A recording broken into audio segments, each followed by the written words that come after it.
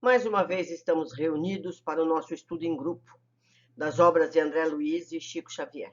Estamos vendo agora Entre a Terra e o Céu, que nos fala sobre a vida no mundo espiritual. Hoje vamos ver o capítulo 10º, Preciosa Conversação. Blandina, que parecia bastante versada nas questões da infância, associando-se à conversação que Clarencio desenvolvia, considerou com interesse. Efetivamente, a lei é invariável. Contudo, a criança desencarnada muitas vezes é problema aflitivo. Quase sempre dispõe de afeiçoados que a seguem de perto, amparando-lhe o destino. Entretanto, tenho observado milhares de meninos que, pela natureza das provações em que se envolveram, sofrem muitíssimo à espera de oportunidades favoráveis para a aquisição dos valores de que necessitam.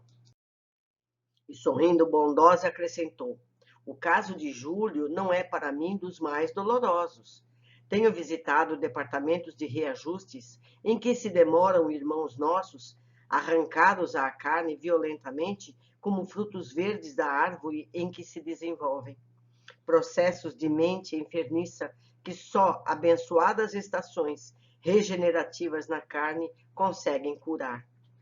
Poderíamos receber de sua experiência alguns exemplos objetivos? Indagou Hilário, curioso.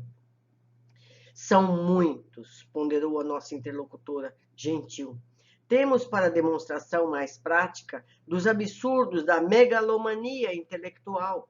Olhe lá, há pessoas na Terra que não se acautelam contra os desvarios da inteligência e fazem da astúcia e da vaidade o clima em que respiram.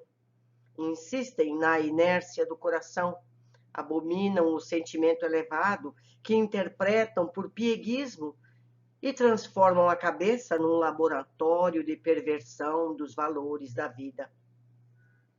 Não cuidam senão dos próprios interesses, não amam senão a si mesmos. Não percebem, contudo, que se ressecam interiormente e nem imaginam os resultados cruéis da cerebração para o mal.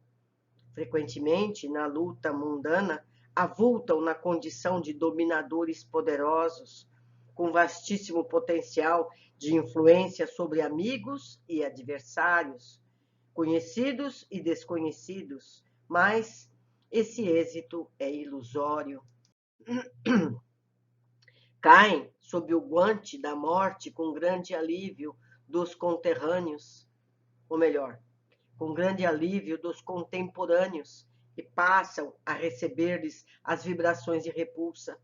Semelhantes criaturas, naturalmente, são vítimas de si mesmas e sofrem os mais complicados desequilíbrios mentais. Depois de períodos mais ou menos longos de purgação, após a transição da morte, voltam à carne, necessitados de silêncio e solidão, para se desvencilharem dos envoltórios inferiores em que se enredaram. Assim, como a semente precisa do isolamento da cova escura para desintegrar os elementos pesados a que se constringem para novo desabrochar, a moça esboçou um inteligente sorriso e continuou. Imaginemos que a terra se recusasse a auxiliar as sementes que esperam reviver. O solo expulsá-las-ia, e em vez dos germes libertados para a vitória da plantação, teríamos tão somente pevides secas, em aflitiva inquietude, desorientando a lavoura. Em verdade, a maioria das mães é constituída por sublime falange de almas nas mais belas experiências de amor e sacrifício, carinho e renúncia, dispostas a sofrer e a morrer pelo bem-estar dos rebentos que a providência divina lhes confiou às mãos ternas e devotadas. Contudo, há mulheres cujo coração ainda se encontra em plena sombra, mais fêmeas que mães, jazem obcecadas pela ideia do prazer e da posse, e despreocupando-se dos filhinhos, lhes favorecem a morte. O infanticídio inconsciente e de indireto é largamente praticado no mundo. Isso é triste, não é? E como o débito reclama resgate, as delongas na solução dos compromissos assumidos acarretam enormes padecimentos nas criaturas que se submetem aos choques biológicos da reencarnação e veem prejudicadas as suas esperanças de quitação com a lei. Ante a pausa que se fizera natural, inquiri: mas a lei não traçará princípios inamovíveis? Pretenderá a irmã dizer que uma criança pode desencarnar fora do dia indicado para a sua libertação? Sim, sem dúvida, atalhou o ministro, que nos escutava. Há um programa estruturado na espiritualidade para as nossas tarefas humanas. Entretanto, pertence-nos a condução dos próprios impulsos dentro delas. Em regra geral, multidões de criaturas cedo se afastam do veículo carnal, atendendo a serviços de socorro e sublimação, mas, em numerosas circunstâncias, a negligência, a irreflexão dos pais são responsáveis pelo fracasso dos filhinhos. Olha, tentemos. Aqui, explicou Blandina delicada, recebemos muitas solicitações de assistência a benefício de pequeninos ameaçados de frustração. Temos irmãs que, por nutrirem pensamentos infelizes, envenenam o leite materno, comprometendo a estabilidade orgânica dos recém-natos. Vemos casais que, através de rixas incessantes, projetam raios magnéticos de natureza mortal sobre os filhinhos tenros, arruinando-lhes a saúde. E encontramos mulheres invigilantes que confiam o lar a pessoas ainda animalizadas, que, à cata de satisfações doentias, não se envergonham de ministrar hipnóticos a entezinhos frágeis que reclamam desvelado carinho. Em algumas ocasiões, conseguimos restabelecer a harmonia com a recuperação desejável. No entanto, muitas vezes, somos constrangidas a assistir ao malogro de nossos melhores propósitos. Nesses casos, interferi buscando maiores esclarecimentos. Blandina, porém, percebendo minha indagação íntima, adiantou-se. Nesses casos, ainda e sempre, a lei é invariável. As provas e tarefas sofrem dilatação no tempo, mas serão cumpridas. Afinal, aquilo que não se realiza num século pode efetuar-se em outro. Para a espiritualidade, o tempo é bem dilatado do que a gente acredita. Nossa boa vontade e nossa aplicação aos desígnios divinos podem abreviar qualquer espécie de serviço. Quem persiste na direção do bem, mais cedo atinge a vitória. E com o formoso sorriso que lhe bailava no semblante juvenil, acrescentou: não vale fugir às responsabilidades, porque o tempo é inflexível e porque o trabalho que nos compete não será transferido a ninguém. Hilário, que acompanhava a conversação com extremo interesse, considerou: antigamente, na Terra, conforme a teologia clássica, supunhamos-se que os inocentes, depois da morte, permaneciam recolhidos ao descanso do limbo, sem a glória do céu e sem o tormento do inferno. E nos últimos tempos, com as novas concepções do espiritualismo, acreditávamos que o menino desencarnado retomasse de imediato a sua personalidade de adulto. Em muitas situações é o que acontece, esclareceu Blandina afetuosa. Quando o espírito já alcançou elevada classe evolutiva, assumindo o comando mental de si mesmo, adquire o poder de facilmente desprender-se das imposições da forma, superando as dificuldades da desencarnação prematura. Conhecemos grandes almas que renasceram na Terra por brevíssimo prazo, simplesmente com o objetivo de acordar corações queridos para a aquisição de valores morais. recobrando logo após o serviço levado a efeito a respectiva apresentação que lhes era costumeira. Contudo, para a grande maioria das crianças que desencarnam, o caminho não é o mesmo. Almas ainda encarceradas no automatismo inconsciente acham-se relativamente longe do autogoverno, jazem conduzidas pela natureza à maneira das criancinhas no colo maternal. Não sabem desatar os laços que as aprisionam aos rígidos princípios que orientam o mundo das formas, e por isso exigem tempo para se renovarem no justo desenvolvimento.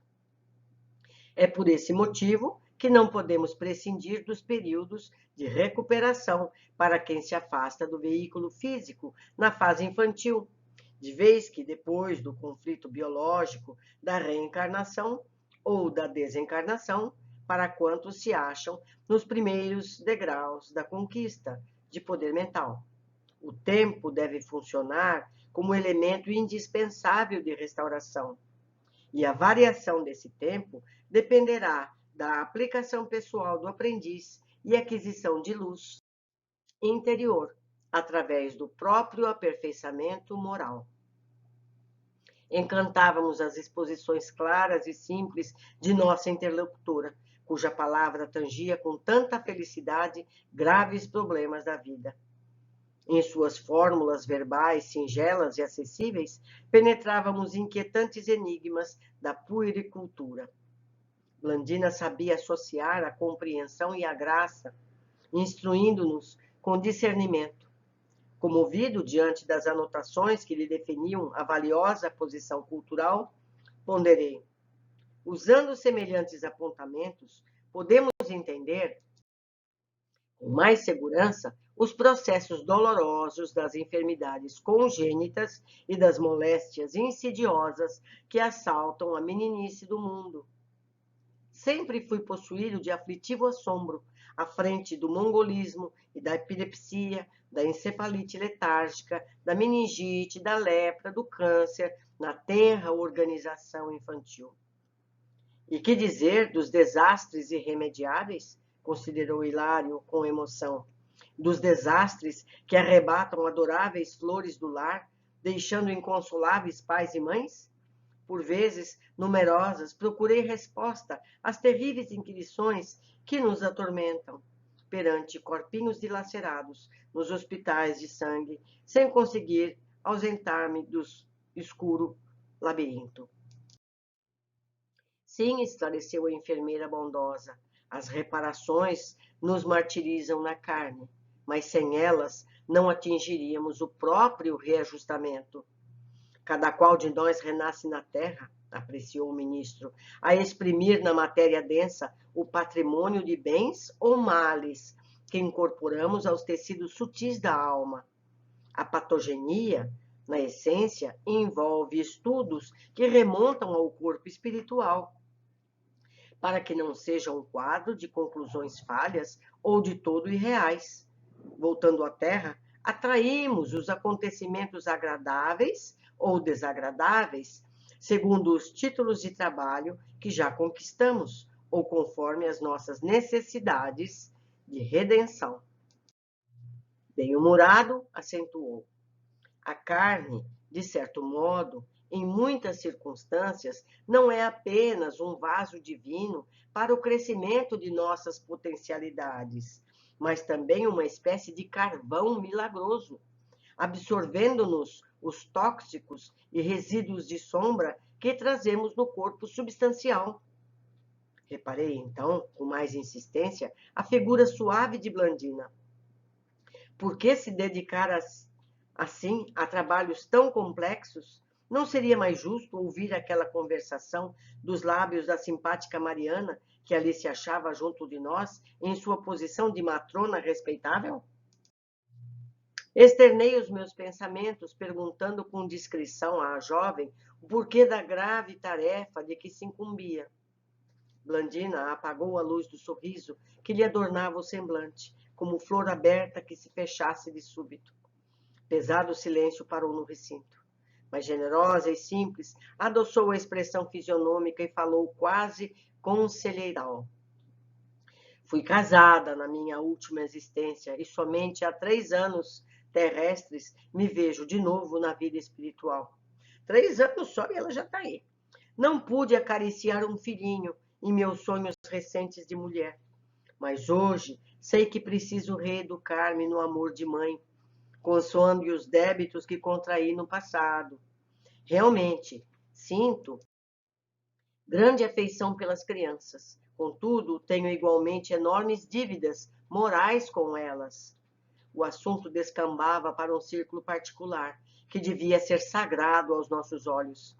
Por isso mesmo, Clarencio fez mudo sinal para mim e a conversação foi canalizada para outro rumo. Como a gente viu em outros capítulos, aí é uma escola também para mães.